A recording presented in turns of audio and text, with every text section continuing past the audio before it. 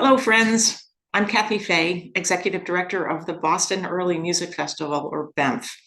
Thank you for joining me for this very special pre-concert talk preparatory to the upcoming performance on our 2023-2024 Boston Early Music Festival concert season featuring Le Consort.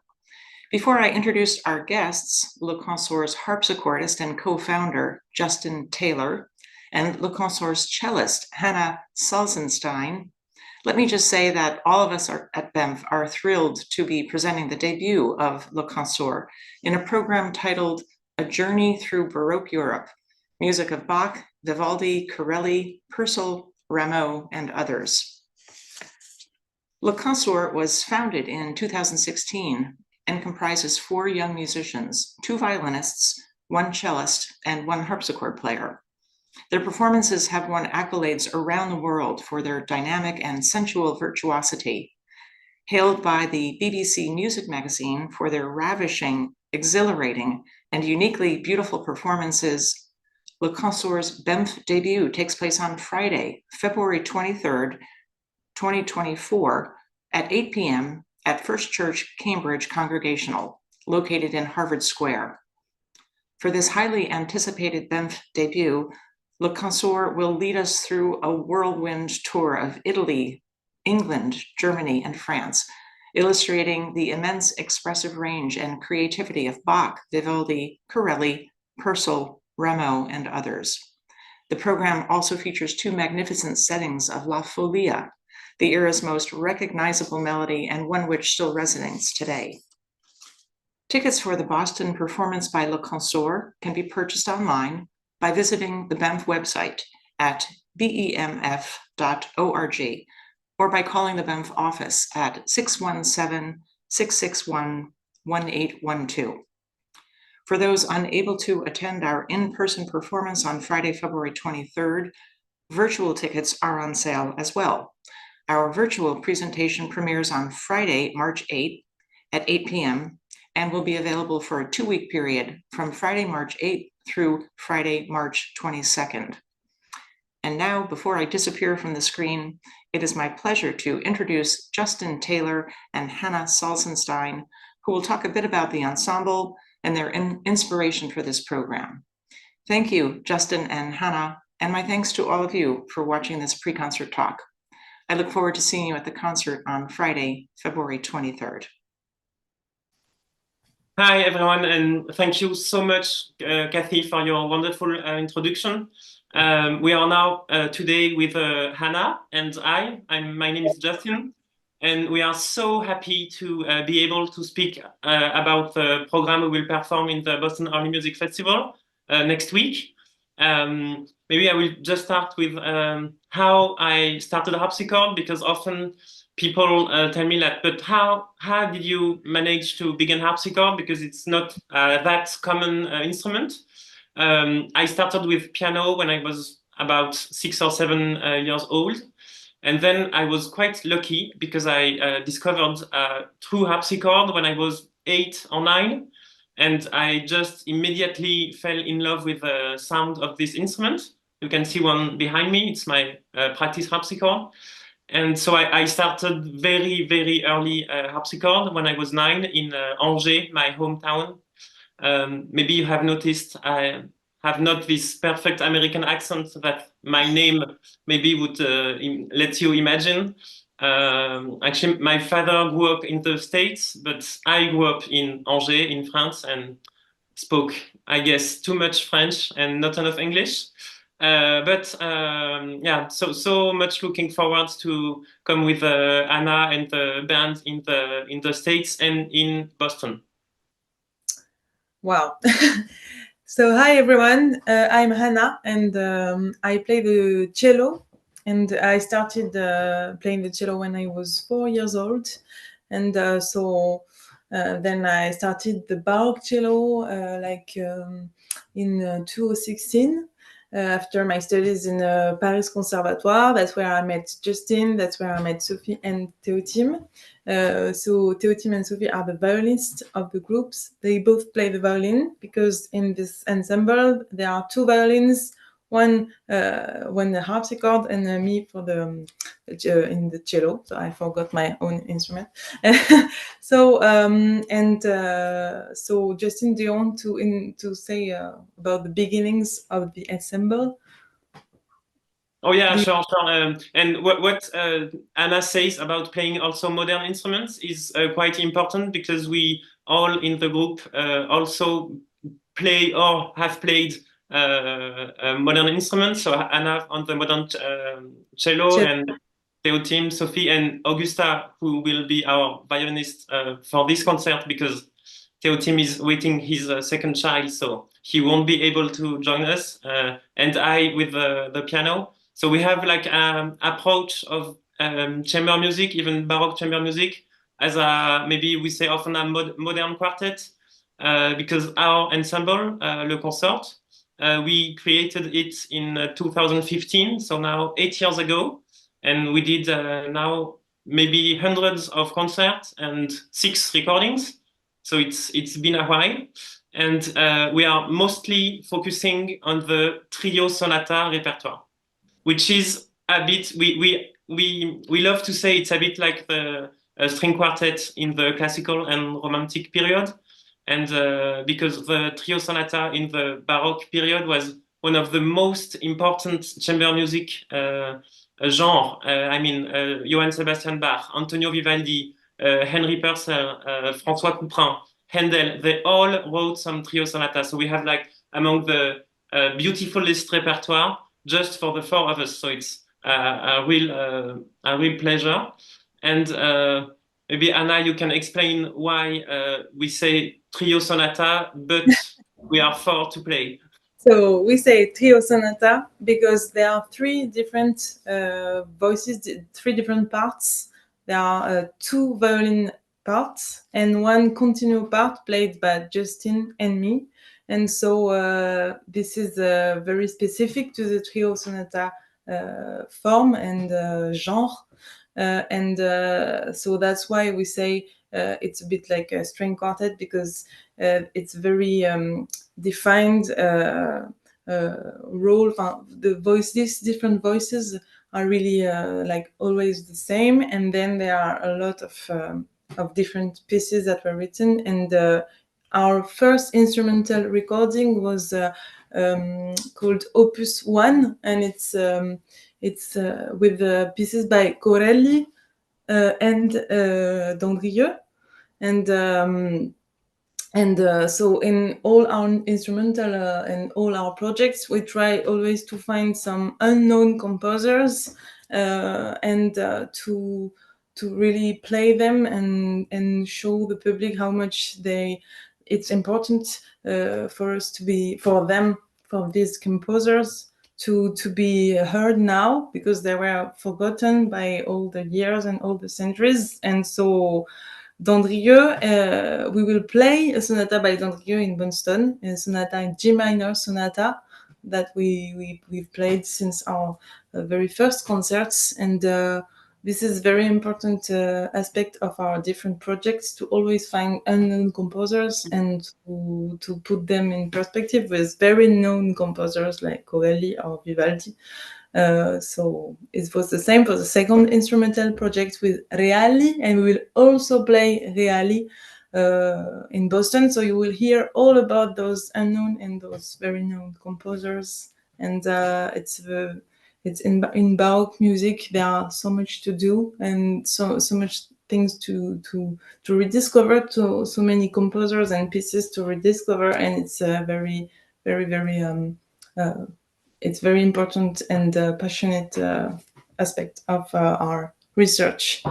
Yeah, for sure. And actually, as a young musician, maybe 10 years ago, I didn't expect that much unrecorded and unknown music, and especially for the trio sonata repertoire.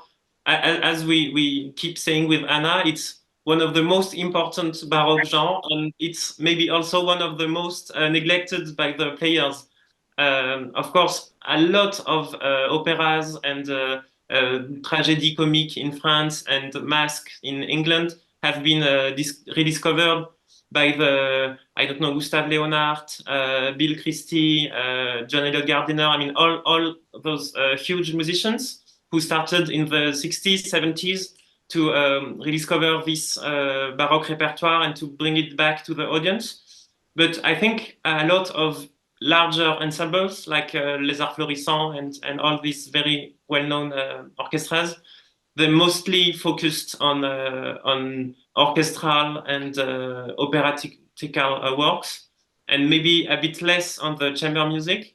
And when we started the group, we had the feeling like each time we were looking for a composer or a country or a period, we had like bunches of new repertoire to play, and we were the first ones to play it in the 20th century. So it's quite amazing. I mean, each time we are looking for a new project, we find a lot of new music. And so that's, Anna explained that we often try to put together one well-known composer as Vivaldi. Of course, everyone knows Vivaldi. His first opus were some trio sonatas. And we looked around Vivaldi in Venice, who was a violinist, who was a composer, who were the musicians around Vivaldi. And we found so many, I mean, Grifoni, Taglietti, and Reali, among many others. But Reali had a very special feeling for us, and that's why we choose Reali, but we could have choose like many others. So there are so, I mean, we could record maybe 50 albums with unrecorded music of trio sonata. So it's so exciting as young artists to be part of this rediscovering this music. And maybe now it's time to maybe the first time we will play Dandrieux and Jean-François Dandrieux and Reali Sonata in Boston. So it's always special for us to make the public to play this music to the public for the first time, and to imagine what the composers would have thought if they had known that we were playing this in all over the world, and 300 years after. Yeah, and that's why, because of course it's we have made our first American tour this fall in 8 cities from West Coast, middle of the States, and West Coast. But of course, coming to Boston is very special, and also I have to say a bit frightening, and I know I'm a bit nervous because it's such a honor to be there, and it's such a well-known festival and concert series. And so our program, we wanted really to put this identity of the ensemble as hits. So we will play like very famous pieces, one of our greatest hits for sonata and trio, among very unknown works. And so that's a bit of our identity. And so we will begin with the first sonata Vivaldi published. He was 23 in Venice in 1705. And the first work he decided to show to the world when he was 23 was a book of 12 trio sonatas, and the first one is so beautiful. And we played since the beginning of the ensemble, and it's like one of the masterpieces of trio sonata. Yes, and so we will play some Italian program, and we will also like make a sort of journey through Europe, through Baroque Europe, so 18th century Baroque Europe, and so we will also play some French music with Jean-François Dandrieux, and also Rameau with a very, very beautiful piece that Justin will play. It was called Gavotte et ses doubles, and also a bit of sort of extract from Les Indes Galantes, because of course Rameau and Les Indes Galantes is very, very, very known and very symbolic. And then we will also play some English music by Purcell, a beautiful, very beautiful piece by Purcell, sonata, Grand Sonata. And it's also a way to show that in the 18th century, of course, musicians travel, but there also a very specific tone with every style and every aesthetic Baroque music, depending on where it's from. So you can really hear how there are like influences that make the music a bit similar, but also very, very specified. Well, it depends where it's come from. So with a very melancholic tone from Purcell, and we will also play a sonata by Johann Sebastian Bach, and so it will really be a sort of journey through Baroque Europe. And we like also to play those kind of programs because it's a way to explain and to show and experience how all the styles that are different are also similar. And we will end with a Folia by Antonio Vivaldi, which is a very important piece for us too. And it's kind of like we begin with Vivaldi and we end with Vivaldi. The alpha and omega of Trio Sonata. Yeah, kind of. And in the first Italian part, so we will play Vivaldi, as I said, Arcangelo Corelli, which was maybe the one of the first rock star composer in the 17th century. When he published his first book of Trio Sonata, I think it was in 1683, but I'm not sure. Probably someone in the audience will say, no, it was 84 or 5, but I mean, in the end of the 17th century, and it was published over all the Europe, and he had a huge influence on all the 18th century composer, for sure. And so Vivaldi, Corelli, and our now famous Giovanni Battista Reali. And Reali published also 12 trio sonata in 1709, so 4 years after Vivaldi once. Also 11 sonata plus a folia, like Vivaldi. So we think it's like a tribute to Vivaldi because, I mean, of course he knew the 1705 Vivaldi trio sonatas. I mean, he was in the same city. He was also a violinist, also a composer. But the Reali folia is very special on several aspects. As you probably know, the folia is a I don't know, ternaire, like a 3 beats by bar movement. And Reali is one of the only composers in all the history of music which ends the folia in 2. So you have the feeling like the dance is just going crazy and it's end with madness. And there is also something else very special about the Reali folia, but I think Hanna is better placed than me to speak about it. Yeah, in this folia there is a cello concertante part, and so it makes like a four parts folia actually, with the continuo, 2 violins, and the cello concertante, and it's like the cello plays in the higher register, and it's also very virtuose, and there are variations with a focus on the cello and then on the violins, and it's I feel like he wanted the cello to have a different to have a different parts than usual, and it's also very close to the Vivaldi folia, because in the Vivaldi folia actually the harpsichord and cello, they play the virtuoso part together, and it's really like a sort of a fight with the 2 teams, the violin team and the continuo team.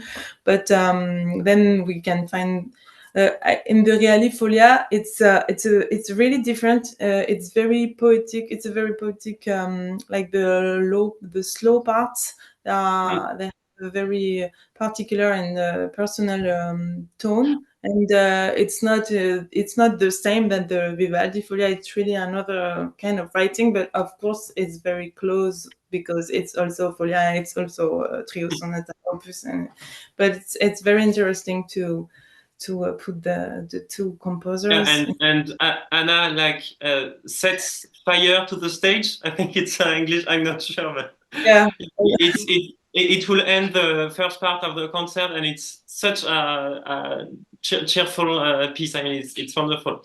And the French part, even though French, and of course we love French music, the pieces we choose are also quite influenced by Italy and by Corelli, as Jean-François Dandrieux. he takes the same pattern than Corelli with a slow movement, fast movement, slow movement, fast movement, so a 4-movement trio sonata. And it's like also a sort of tribute. And even though Jean-François Dandrieux is 100% French, like me, but with a French name, he in the Paris of the beginning of 18th century, he wanted to be an Italian. He even wrote violino and the violoncello and not violon et violoncelle as all the other French composers. And it's very influenced by Italy. And also the solo Rameau piece I will play, the gavotte et double, which is like gavotte is a very French dance, and double is doubles, is like variations on a theme of the gavotte. And it's a very, very virtuosic piece. And some musicologists think that Rameau met Scarlatti, which was this incredible virtuoso of the harpsichord, when Scarlatti visited Paris. And because Rameau also makes some crossing hands, some very, very fast things in the two hands. And so it's also quite Italian in the way of playing harpsichord. And then second part of the concert, we will start with Nicolas Matteis, which was English composer, but born in Naples. So not that English. And so he was like a genius violinist who brought his virtuosic skills, his harmonic, very specific tastes from Naples. And he was, I think, a bit crazy too.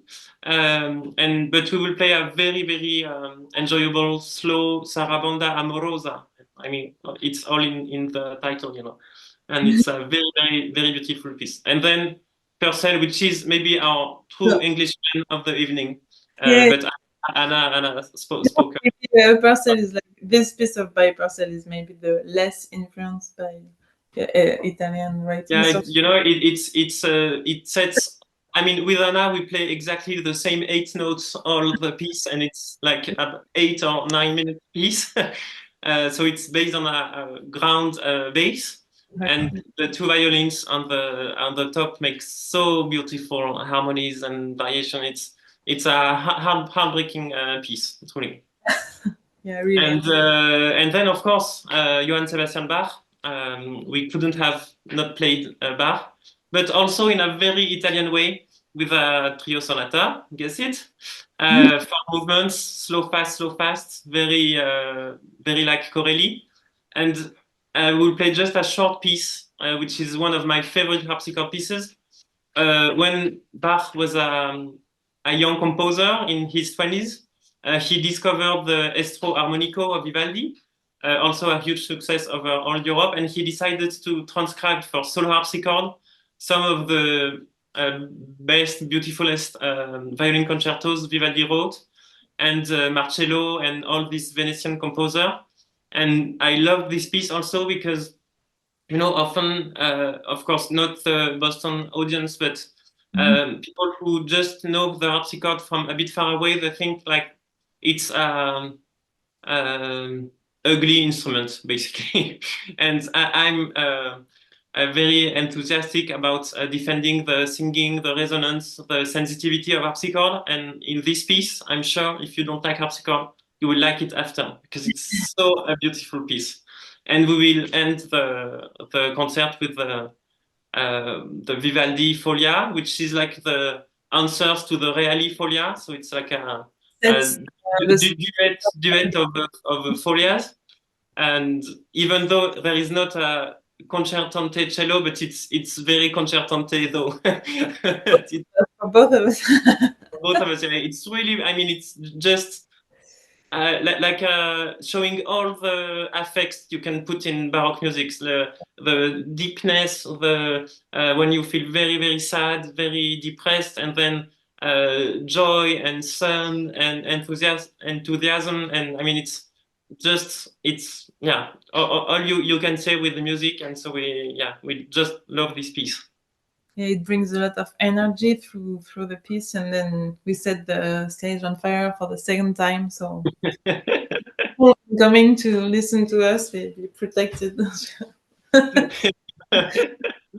So basically now it's 11 o'clock p.m. in Paris. So maybe it's why we look a bit tired with Anna, and so we are preparing our tour in the States. We will start with Vermont State, then we are going to Boston to play for you, and then we are going off to the Library of Congress in Washington, and then Western part with Kansas City, Vancouver, Portland, Oregon, and other cities. And yeah, we are so much looking forward. And we will also bring our latest album, which is English music with Purcell, Nicolas Matheis, this violinist from Naples, and a very, very mysterious composer called Mrs. Philharmonica, and it was a woman that composed those the trio sonatas in London, and we don't know a lot about her. Actually, it's Sophie who found this composer and these sonatas that were edited, and so it's a very kind of mix between her personal style and imitation entrance and contrapuntic style, but also it's very, very Italian, because also there are 4 movements: slow, fast, and with a sort of virtuosity in the string kind of way of playing, and so it's also never been recorded. So if you want to hear this composer's music, then so it's very, very, very it's crazy that we can discover and record this woman composer, because it's very rare, and also the mystery is like intact, because actually we ask so many very specialists about English music of the 17th and 18th century, and musicologists very, very keen on those subjects, but as it was a stage name, I think, or a pen name, I mean, it wasn't her name. It's so barely impossible to know who she was, and so we just have her music to imagine her personality. And so maybe next time in Boston we will play some Philharmonica. But yeah, so we will take off for the States in the following days, and we are so much looking forward to see you in Boston. Yeah, I cannot say more. We are looking forward for the second tour and to play in Boston in this great festival. And I mean, we can't wait to set on fire the stage. See you. See you.